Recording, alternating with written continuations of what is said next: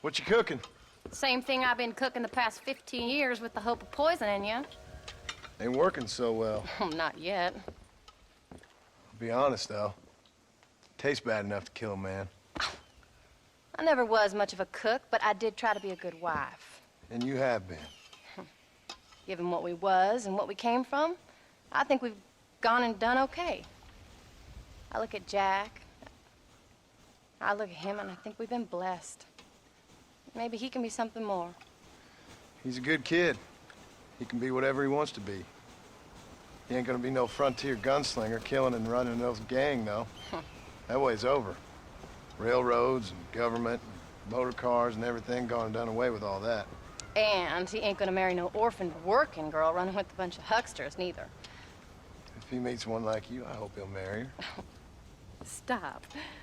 For an illiterate gunslinger, you sure know how to make a girl blush. God damn crows! John! You have got to go deal with them. They've broken into the silo again and are eating all the corn out from it. Of course, my angel. Wait, get out of there. All right, all right. Go on. Scat. Shh.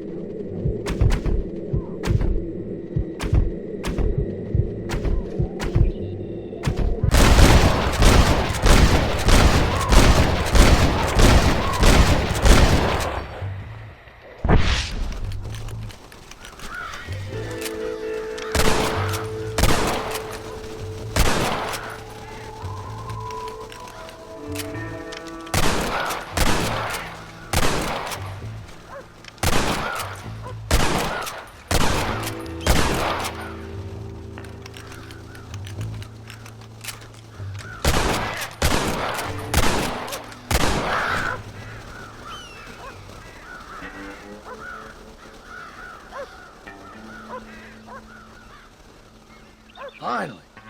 How about that stew?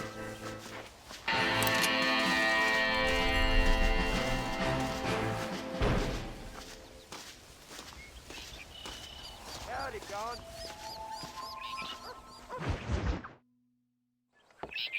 John, we got a telegram from some lady friend of yours, a Bonnie something or other. Something you ain't telling me? Bonnie McFarland. She's a friend. Mm. Saved my life when I went after Bill and nearly got myself killed again. Oh, now you two's in the habit of sending each other letters. How very nice. It weren't nothing like that. What's it say? I don't know. I can't... Well, you know I can't read. Give it here. You read that thing out loud? I ain't hiding nothing.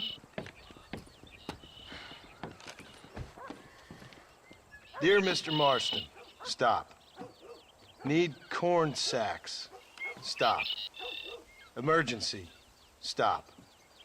Weevils and moths ate entire county supply. Stop. Can you help? Not exactly the most romantic request now, is it? I guess not. She saved your life, you say? Yes, ma'am. Well, then you're gonna have to help her and her family out. We've got a plentiful supply of corn sacks over near the silo. About the one thing Uncle didn't manage to have stolen while we was gone. Okay. Hurry back, John. And John, what's she like? You know. A little bit like you, I guess. She's a woman in a man's world.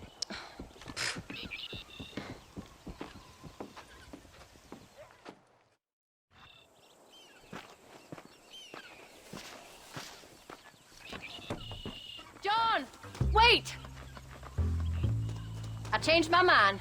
I'm coming with you. Well, come on then. Let's get going.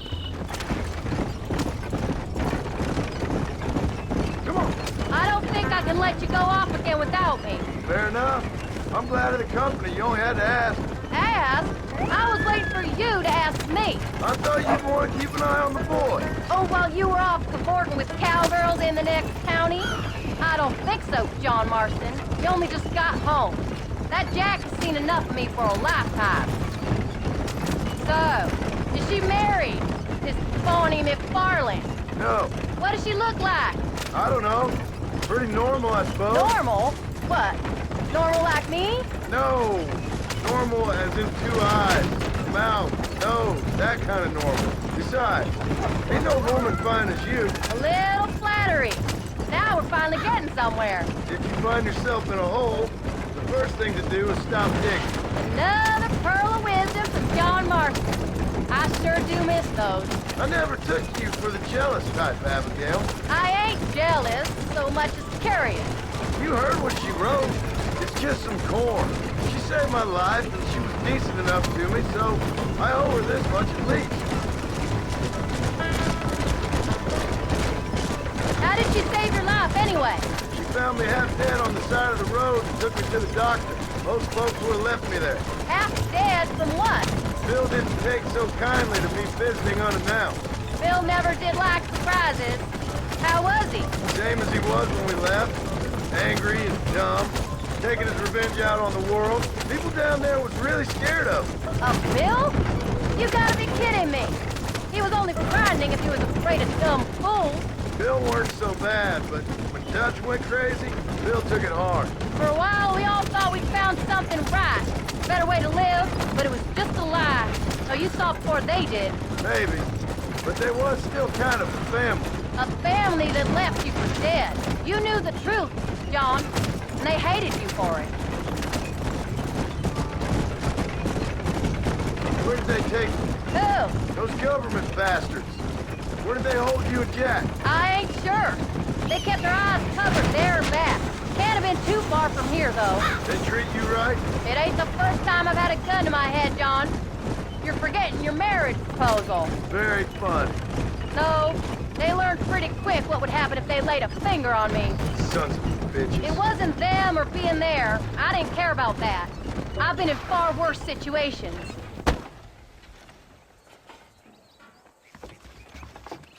You came. Thank you so much. We lost the entire harvest. Miss McFarland, I'd like you to meet my wife, Abigail. Oh, ain't you quite the gentleman all of a sudden? It's a pleasure to meet you, Mrs. Marston. Likewise. Thank you for saving my husband's life. And for teaching the miserable goat some manners, among other things. I didn't teach him anything. I know better than to try to change a man. You should meet my father. Oh, people can change, Miss McFarland. John and I have to believe that more than anybody. This is a decent first harvest for you, John. You should be proud. That's good land you got there. How are you feeling, Mrs. Marston? From what your husband told me, it must have been awful for you. I've been through worse, and I knew he'd be back before too long. He can't cook a meal to save his life. Abigail, in my darkest hours, when I was most homesick, just the thought of one of your rat meat stews kept me pushing forward. Well, about as amusing as a weeping saddle sore, ain't he, Mr. Farland? If you're gonna start yammering about women's work, John, I'd say you might be in the wrong company. I'd say so, too. I never felt so outnumbered.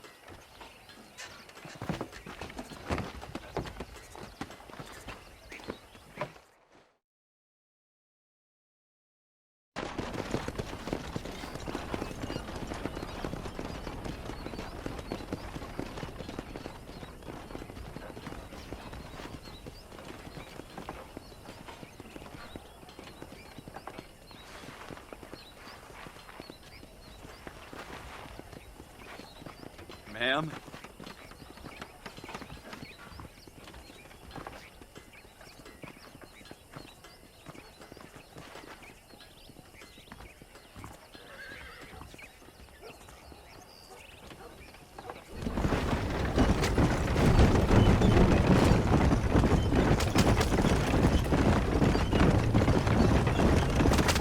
So that was the famous Bonnie. That was her, all right. She's pretty. She's normal, like I said. Well, you always wanted to be a rancher. I'd have thought she'd be just your thing. The perfect rancher's wife, if I ever saw one. I already got a rancher's wife. I'm only teasing. I like her, and I'm glad she saved your life. Most of the time, anyways. The McFarlands are good people. She did blush redder than a shepherd's sunset when she saw you, though.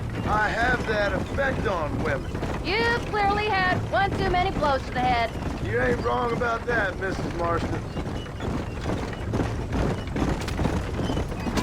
That's quite a ranch they got there. That'll be us someday. As soon as we get back on our feet. I don't know, John. How many times can we start again? An outlaw and a working girl. We ain't exactly farmers. We are now. Forget that life. It's over. Do you really believe that? We have to. It's the only way we'll ever have a future. The life we led, that doesn't go away. It's never over. You think those government men are just gonna leave us alone now? The old gang's dead. I did what they asked.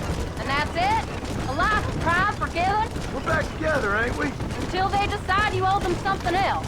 Sometimes I think I was the stupid one for believing I could get out. Maybe Dutch, Bill, and Javier were just being honest with themselves. You ain't perfect, John, and I sure ain't. But you're better than they are. Than they were. Maybe we can't change. But we gotta try, for Jack's sake. Even if we have to start again 100 times. It's better than going back to what we were.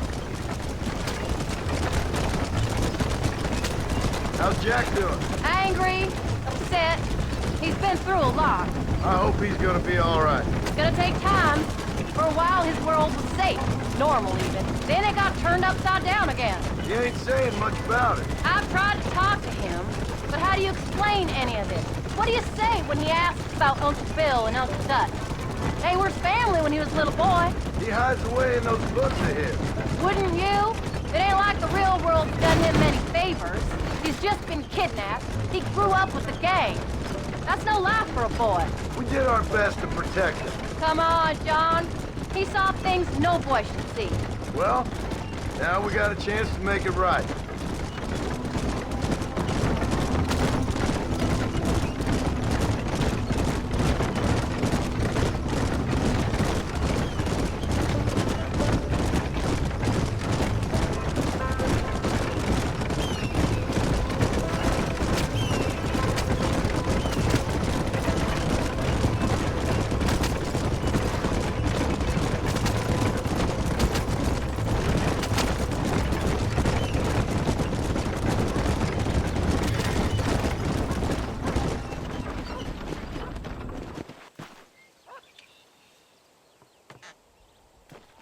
We did good today, John.